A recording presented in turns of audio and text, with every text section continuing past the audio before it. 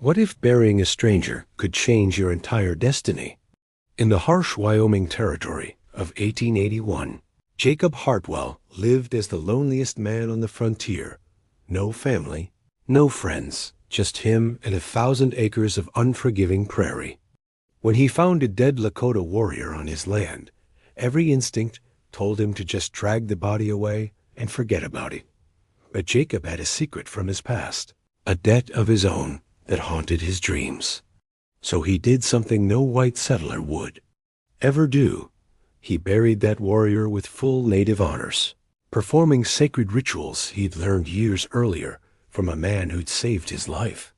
It was a private act of respect that no one would ever know about, or so he thought, because at dawn, Jacob woke to find his ranch surrounded by warriors from 3 different tribes, Lakota, Cheyenne, and Arapaho, all carrying something that would reveal a truth buried deeper than any grave.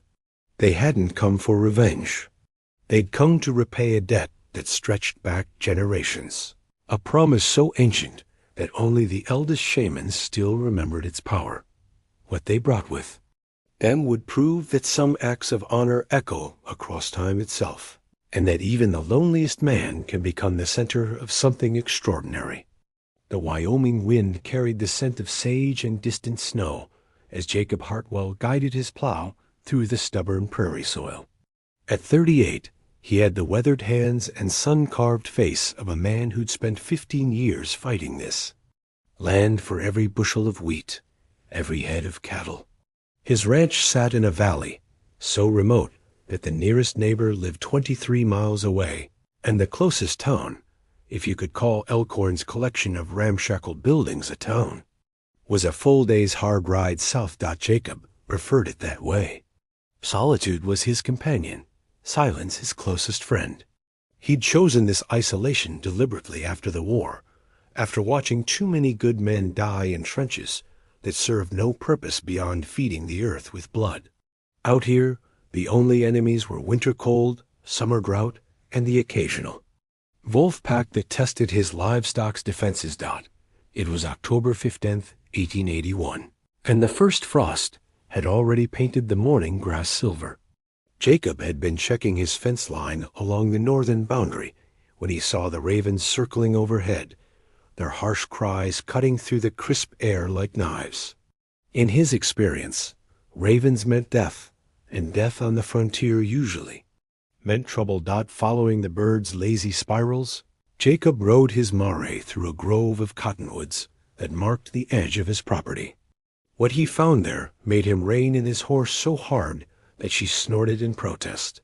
A young Native American man lay motionless beside the creek, his body positioned as if he'd been trying to reach the water before death claimed him. He appeared to be Lakota, based on the distinctive beadwork on his war shirt and the eagle feathers woven into his long black hair. The warrior was perhaps 25 years old, with the lean build of a man accustomed to long hunts and longer journeys. Jacob dismounted carefully, his hand resting on the Colt revolver at his hip. But as he approached the body, it became clear that this man posed no threat to anyone, ever again. There were no obvious wounds, no blood, no signs of violence. The warrior's face was peaceful, almost serene, as if he'd simply laid down to rest. And never awakened. The smart thing would be to ride back to the house, get his wagon, and haul the body far from his property before anyone could connect it to his land. The safe thing would be to pretend he'd never seen it. Relations between white settlers and the Lakota had been tense since the Battle of Little Bighorn 5 years earlier, and a dead warrior on a white man's ranch could bring the kind of attention that ended with burned buildings and shallow graves. But as Jacob knelt beside the body, something stirred in his memory, a voice from long ago, speaking words that had saved his life and haunted his dreams ever since. All men deserve honor in death, white brother. The spirit judges not by the color of skin, but by the weight of deeds. The voice belonged to Standing Bear, an elderly Lakota medicine man who had found Jacob dying of fever in a Denver alley 12 years earlier. Jacob had been a broken soldier then, drinking away the memories of Gettysburg and Antietam, when typhoid nearly finished what the war had started. Standing Bear had nursed him back to health, taught him the sacred ways of his people, and shared wisdom that white schools never taught. A man's final journey, Standing Bear had explained during those long weeks of recovery, must be honored properly, or his spirit cannot find peace in the next world. This is true for all men, regardless of tribe or color. Jacob looked down at the peaceful face of the dead warrior and felt the weight of that old debt pressing on his chest. Standing Bear had asked for nothing in return for saving his life, but he had given Jacob something precious, knowledge of the sacred burial rituals that would ensure a warrior's spirit could travel safely to the afterlife. "Damn it, old man," Jacob whispered to the wind.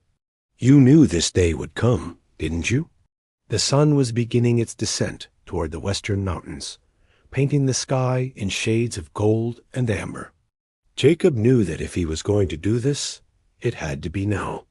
The burial rituals required specific timing, specific prayers, and specific offerings that would take hours to complete properly.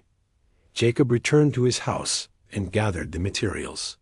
He would need sage for purification, tobacco for offerings, a buffalo hide he'd kept stored in his attic since Standing Bear's death 3 years earlier.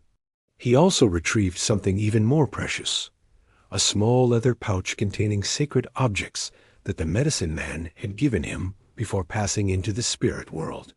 If you ever find yourself in a position to honor a fallen warrior, Standing Bear had said, pressing the pouch into Jacob's hands, use these items. They carry the prayers of generations.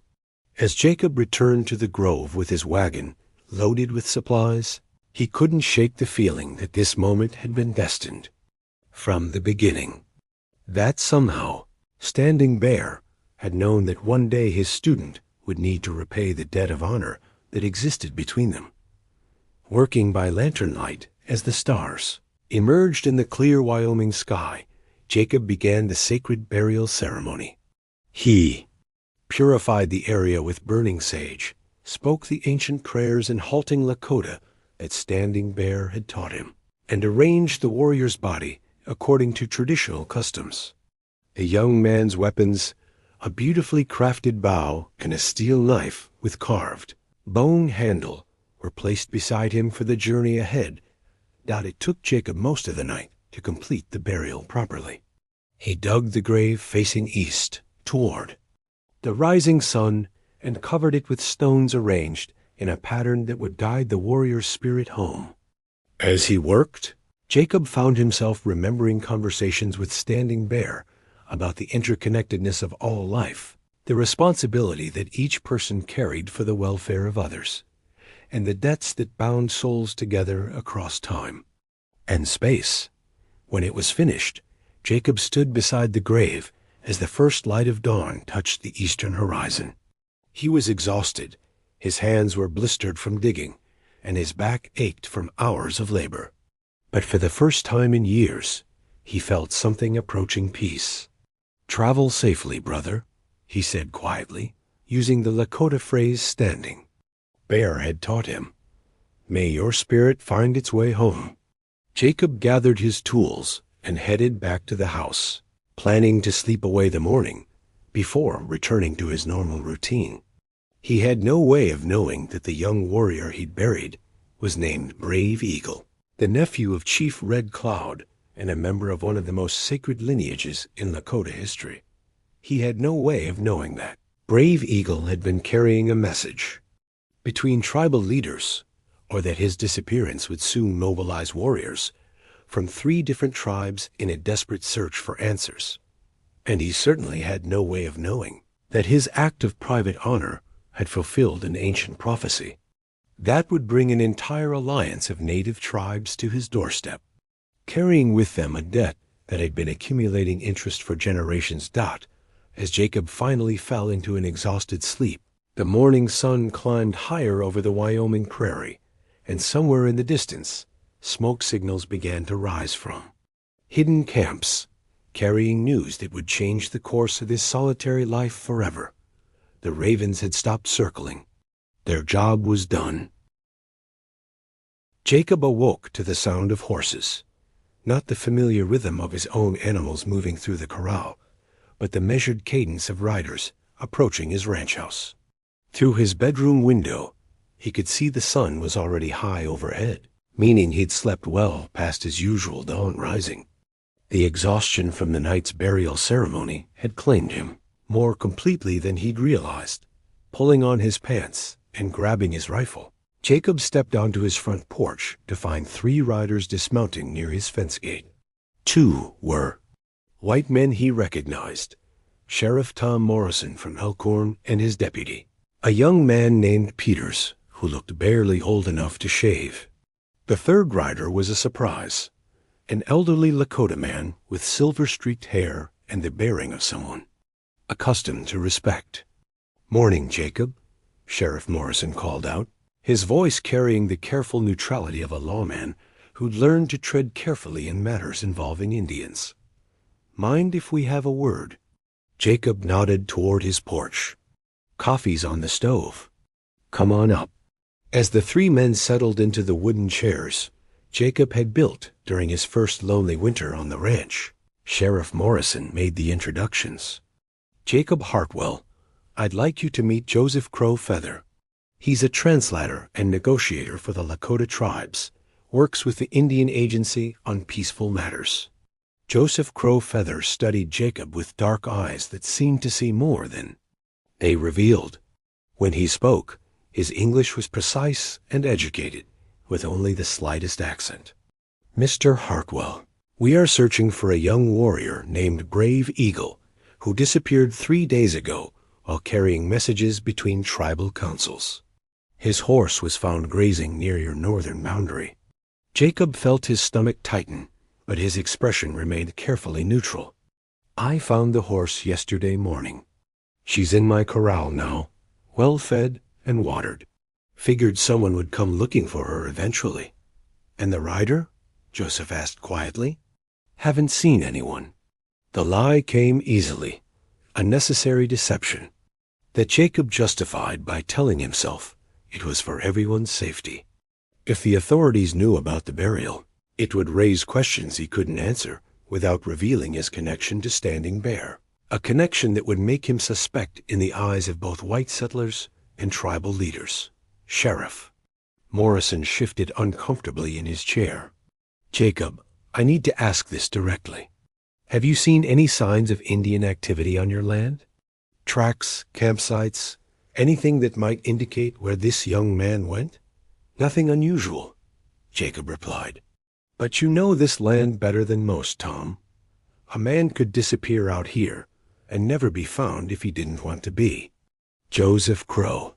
Feather continued to study Jacob's face with unsettling intensity. "Brave Eagle was not just any warrior," he said slowly.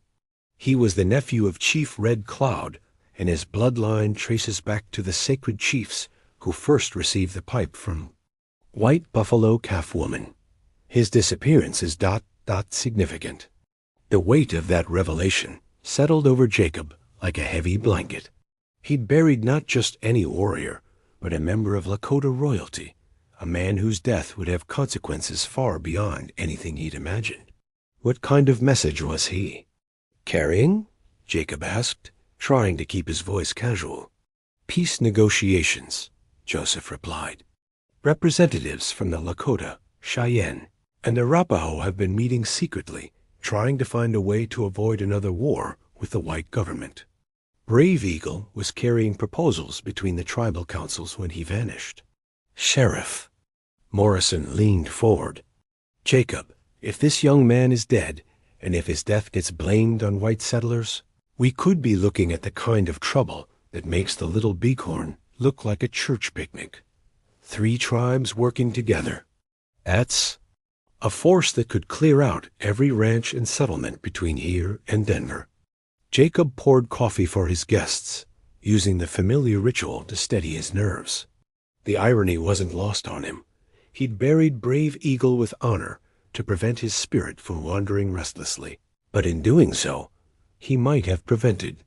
The very peace negotiations the young man had died trying to facilitate. "There is something else," Joseph said quietly, accepting the coffee cup with a nod of thanks. "Something that makes this situation ... unusual." "What do you mean?" "Jacob asked. Joseph was quiet for a long moment, as if deciding how much to reveal. "There are old stories among our people, prophecies about a time when the sacred bloodlines would be honored by unexpected allies. The elders speak of debts that cross tribal boundaries, of honor that transcends the color of skin." Sheriff Morrison looked skeptical. "With all due respect, Joseph, we're dealing with a missing person, not ancient legends." "Sometimes," Joseph replied with a slight smile, "they are the same thing." After the three men departed, Jacob found himself unable to focus on his usual ranch work. He kept thinking about Joseph's words, about ancient prophecies and sacred bloodlines. Most troubling of all, he couldn't shake the feeling that the elderly Lakota translator had known more than he'd revealed, that perhaps Joseph had seen. Something in Jacob's face that confirmed suspicions he'd already formed. As evening approached, Jacob returned to the grove where he'd buried brave Eagle. The grave was undisturbed, marked only by the carefully arranged stones that would mean nothing to casual observers, but would be instantly recognizable to anyone familiar with Lakota burial traditions. "I'm sorry, brother," Jacob said quietly to the grave. "I wanted to honor you, but I may have made things worse for your people." A sound behind him made Jacob spin around, his hand dropping to his gun. An elderly Native American man emerged from the shadows between the cottonwood trees. Not Joseph Crowfeather, but someone older, with white hair and the deep lines of advanced age carved into his weathered face. "You need not apologize, son," the old man said in English that carried the careful cadence of someone who had learned the language late in life. "You have done exactly what honor required." Jacob's heart pounded. "Who are you? How long have you been watching me?" The old man smiled, and in that expression, Jacob saw something that made his breath catch. The eyes, the bone structure, the way he held himself. This man looked remarkably like Standing Bear, the medicine man who had saved Jacob's life years earlier in Denver. "My name is Soaring Eagle," the old man said. "I am Standing Bear's brother, and I have been looking for you for a very long time." The world seemed to tilt on its axis.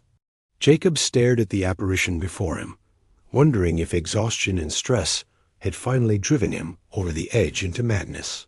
"Standing Bear told me about you before he crossed into the spirit world," Soaring Eagle continued. "He said that one day you would be called upon to repay the debt of honor between you. He said that when that day came, you would not fail." "I don't understand," Jacob whispered. "You buried my grandnephew with the proper ceremonies," Soaring Eagle said, gesturing toward the grave. "You honored a warrior of the sacred bloodline according to the old ways, even though doing so placed you in great danger. This act has been witnessed by the spirits, and now the ancient debts must be balanced."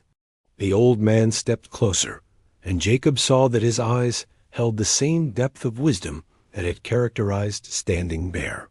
"Tell me, Jacob Hartwell, are you prepared to receive what you have earned?" Jacob looked from the old man to the grave, and back again, his mind reeling with implications he couldn't fully grasp. "What have I earned?"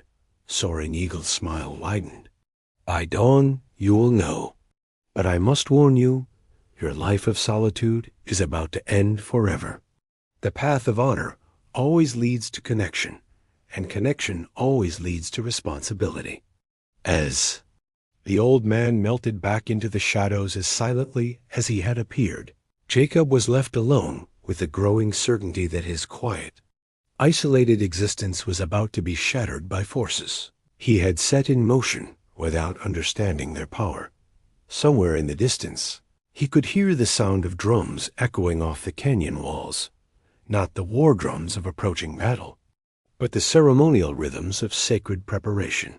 Whatever was coming with the dawn, it would be unlike anything the Wyoming Territory had ever witnessed. Jacob returned to his house and spent the sleepless night, cleaning his weapons and preparing for whatever fate had in store for him. He had no way of knowing that representatives from 3 tribes were already moving through the darkness, carrying with them objects of power that had been hidden for generations, waiting for the moment when an ancient promise could finally be fulfilled. The debt was about to be repaid, and Jacob Hartwell was about to discover that sometimes the greatest honor comes from the most unexpected sources. Jacob stood at his kitchen window as the first pale light of dawn touched the eastern horizon, nursing his 4th cup of coffee and watching the prairie for any sign of movement. He hadn't slept at all, his mind churning with questions about Soaring Eagle's cryptic warnings and the implications of having buried a member of Lakota royalty on his land. The drums had continued through the night, sometimes distant, sometimes so close they seemed to vibrate through the floorboards of his house. They weren't the random beating of war drums, but complex rhythms that spoke of ceremony and sacred purpose. Jacob had learned enough from Standing Bear to recognize the difference between calls to battle and calls to witness something profound. As the sun climbed higher, painting the grass in shades of gold and amber, Jacob saw them. They came from 3 directions simultaneously, from the north, the west, and the south, moving in perfect coordination as if their approach had been choreographed by some invisible conductor. These weren't war parties bent on destruction, but formal processions led by tribal elders carrying ceremonial staffs and wearing regalia that spoke of the most sacred occasions. From the north came the Lakota, perhaps 30 riders arranged in precise formation. Jacob could see Joseph Crow Feather among them, no longer dressed as a simple translator, but wearing the elaborate war bonnet and ceremonial robes of a tribal leader. Beside him rode Soaring Eagle, and behind them came warriors carrying objects wrapped in sacred buffalo hides. From the west approached the Cheyenne delegation, led by an elderly chief, whose white hair flowed like water over a red and black war shirt decorated with porcupine quills and eagle feathers. Their horses stepped in rhythm with drums that now filled the morning air with sound that seemed to come from the earth itself.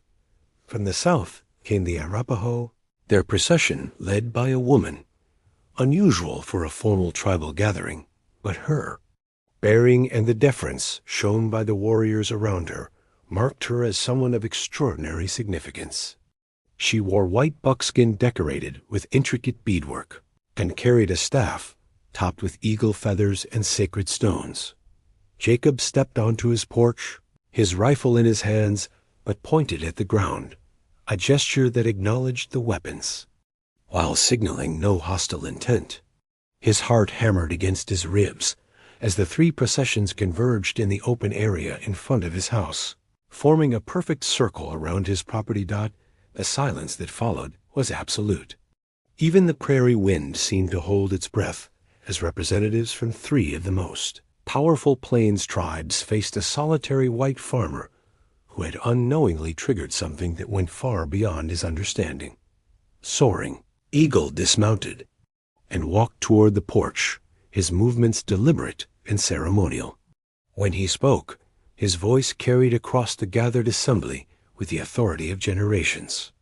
"Jacob Hartwell," he began, "you stand before the Council of the Sacred Alliance.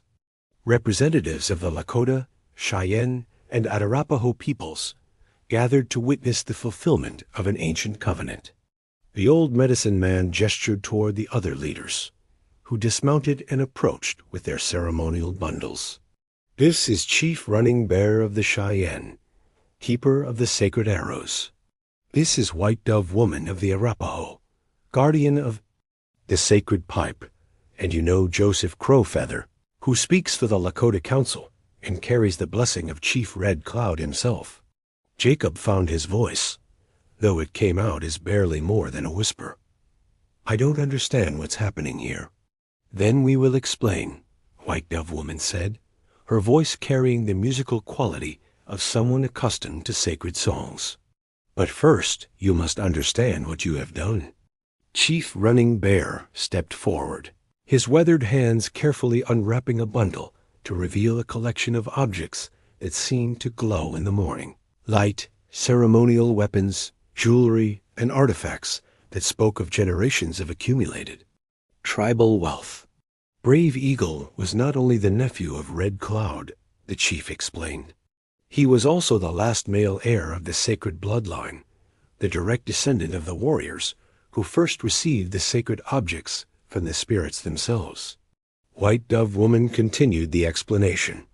When a member of the sacred bloodline dies, their burial must be performed by one who has been touched by the spirits, one who has received the sacred knowledge and carries no hatred in their heart for our people. The prophecies spoke of such a person, Joseph Crowfeather added. A white brother who would honor our dead as his own, who would perform the sacred rituals without thought of reward or recognition. Soaring Eagle nodded toward the grave in the distant grove. You buried Brave Eagle according to the ancient ways, using the sacred objects that Standing Bear gave you. This act has been witnessed by the spirits, and now the covenant must be fulfilled. What covenant? Jacob asked, though part of him already suspected the answer. The three leaders exchanged glances, and Jacob saw something in their expressions that looked almost like relief, as if they had been carrying a burden for generations, and were finally able to set it down. Long ago, White Dove Woman began, before the white men came in great numbers, our peoples received a vision. The spirits showed us a time when our survival would depend not on war, but on alliance with an unexpected brother. They said that when the sacred bloodline was honored by such a brother, the ancient treasures would be revealed and given to build a bridge between worlds. Chief Running Bear gestured to his warriors, who began bringing forward bundles and boxes that had been carefully transported from their hidden locations. For 5 generations, our peoples have guarded these treasures, waiting for the sign that would tell us when to reveal them. What they unveiled took Jacob's breath away. Gold and silver artifacts, some clearly of Spanish origin, others that appeared to be Native American craftwork of incredible intricacy. There were weapons inlaid with precious stones, jewelry that caught the morning light like captured stars, and ceremonial objects that seemed to pulse with their own internal energy. Treasures were hidden when the first Spanish conquistadors came to our lands, Joseph explained. Some were taken from those who would have enslaved us. Others were gifts from allied tribes, and still others were created by our own master craftsmen over centuries of accumulation. The covenant states that when the sacred bloodline is honored by a worthy brother, these treasures must be given to that brother to use in building peace between our peoples, Soaring Eagle continued. Not as payment for a service, but as the fulfillment of a sacred promise made to the spirits themselves. Jacob stared at the fortune laid out before him, his mind struggling to process what was happening. I can't accept this. I just did what felt right. I didn't do it for reward. That is exactly why you must accept it, White Dove Woman said with a smile. The spirits chose well. A man who seeks no reward is the only one who can be trusted with such responsibility. Chief Running Bear stepped closer to the porch. But the covenant requires more than just the giving of treasure. It requires the creation of something new, a partnership between our peoples that will serve as an example for future generations. What kind of partnership? Jacob asked. A trading post and settlement that serves both native and white communities, Joseph explained. A place where our peoples can meet in peace, where native craftwork can be traded for white goods, where disputes can be resolved through negotiation rather than violence. The location has already been chosen by the spirits, Soaring Eagle added, gesturing toward the grove where Brave Eagle lay buried. That sacred ground will become the foundation for something that has never existed before, a truly neutral territory where all peoples are welcome. Jacob looked at the assembled leaders, at the treasure gleaming in the morning sun, at the warriors from 3 tribes who had come together to honor a debt he never knew existed. The weight of the moment pressed down on him like a physical force. "What if I'm not the right man for this?" he asked quietly. White Dove Woman's expression softened. "Standing Bear chose you 12 years ago when he saved your life. He saw in you the qualities that the spirits required: courage, honor, and, most importantly, the ability to see beyond the color of skin to the humanity beneath. The choice is yours, Jacob Hartwell," Soaring Eagle said formally. "But know that whatever you decide, the debt of the sacred bloodline has been acknowledged. Brave Eagle's spirit can rest in peace, knowing that his death has brought about the fulfillment of ancient prophecy." Jacob looked out at the vast expanse of prairie that had been his solitary kingdom for 15 years, then back at the faces of the tribal leaders who had placed such extraordinary trust in him. The loneliness that had been his constant companion suddenly felt like a burden he no longer wanted to carry. "Tell me what I need to do," he said quietly. The smile that spread across Soaring Eagle's weathered face was like sunrise breaking over the mountains. "First, we feast together to honor the memory of Brave Eagle. Then, we begin building the future that our children's children will inherit." As the morning sun climbed higher over the Wyoming prairie, Jacob Hartwell prepared to step into a destiny he never could have imagined. The debt of honor was about to transform not just his own life, but the entire relationship between Native and white communities in the territory. Sometimes the most profound changes begin with the simplest acts of human decency.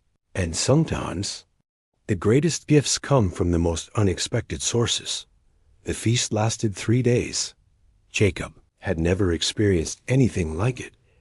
Representatives from 3 tribes working together to transform his modest ranch into a temporary village of extraordinary purpose. Lakota women prepared buffalo meat in the traditional way. Cheyenne men built ceremonial fires that burned sacred herbs. And Arapaho elders shared stories that connected the present moment to prophecies spoken generations before any white man had set foot on the Great Plains. On the evening of the 3rd day, as the sun painted the western sky in shades of crimson and gold, the formal ceremony began. Jacob found himself seated in a place of honor beside the tribal leaders, wearing a white buckskin shirt that White Dove Woman had presented to him, a garment decorated with beadwork that told the story of his connection to Standing Bear and the sacred obligation he had fulfilled. Soaring Eagle stood before the assembled crowd, his voice carrying clearly in the still evening air. "Tonight, we witness the birth of something new under the ancient stars. Tonight, the prophecy of the sacred alliance becomes reality." The old medicine man gestured toward the grove where Brave Eagle lay buried. "That sacred ground will become the heart of Hartwell's trading post, a place where all peoples can meet in peace, where the wisdom of our ancestors guides the commerce of the future." Chief Running Bear stepped forward, carrying a leather scroll covered with intricate drawings and symbols. "We have drawn the plans together," he announced. "The trading post will be built in the traditional native way, using materials from the field. Land itself, but it will serve the needs of both our peoples." The plans were remarkable. A large central building constructed of local stone and timber, surrounded by smaller structures that could serve as workshops, storage facilities, and temporary housing for traders from both communities. But most impressive was the design's spiritual significance. The entire complex was laid out in a pattern that honored the 4 directions, with the burial grove at its sacred center. "The Spanish gold and artifacts will provide the initial funding," Joseph Crow Feather explained. "But the real wealth will come from what we build together, a new model for how different peoples can coexist and prosper." White Dove Woman stood and addressed Jacob directly.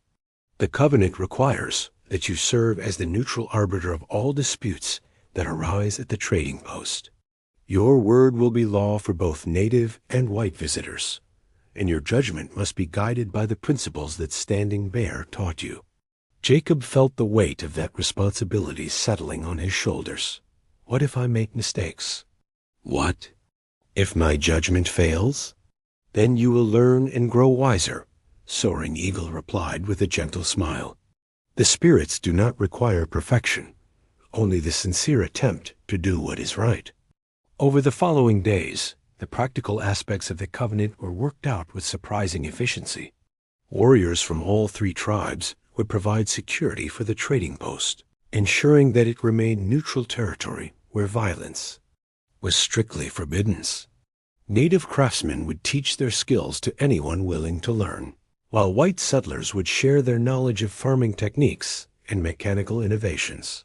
Most importantly, the trading post would serve as a communication hub where grievances could be aired and resolved before they escalated into violence. Jacob would serve as the permanent mediator, with a council of tribal elders available to advise him on matters involving traditional law and custom. There is one more thing, Joseph said as the formal negotiations concluded. The covenant includes a provision for what happens if you die or become unable to fulfill your obligations. Jacob raised an eyebrow. I'm listening. You must take a wife, White Dove Woman said with a mischievous glint in her eyes. The trading post must be a family enterprise with children who can bridge both worlds and carry the covenant forward to future generations. I don't suppose you have any suggestions, Jacob said wryly.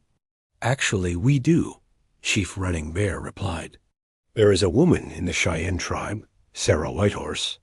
She was educated at the White School in Carlisle, speaks both languages perfectly, and has been waiting for a man worthy of her intelligence and strength.